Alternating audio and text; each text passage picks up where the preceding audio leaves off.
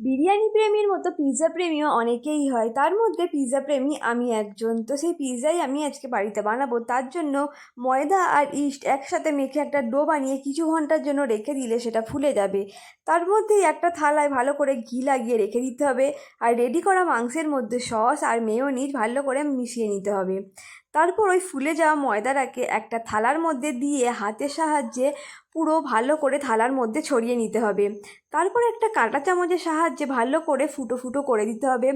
তারপর দিয়ে দিতে হবে পিৎজা পাস্তা সস। এটা আমরা বাড়িতেই রেডি করেছি। আর আজকে শর্ট আউটে হচ্ছে সুমনা বলেছে তার নামটা নেওয়ার জন্য, তোমাকে অসংখ্য ধন্যবাদ। তারপরে হচ্ছে মাংস, ক্যাপসিকাম আর পেঁয়াজ ভালো করে সাজিয়ে দিতে হবে, আর ওপর থেকে একদম ভরে ভরে দিয়ে দিতে হবে মজারেলা চিজ, আর ওপর থেকে দিয়ে দিলাম গোলমরিচ। তোমরা চাইলে চিলি ফ্লেক্সও দিতে পারো। তারপর এটাকে ওভেনে দিয়ে 15 থেকে 20 মিনিট রান্না করলে রেডি হয়ে যাবে আমাদের পিৎজা।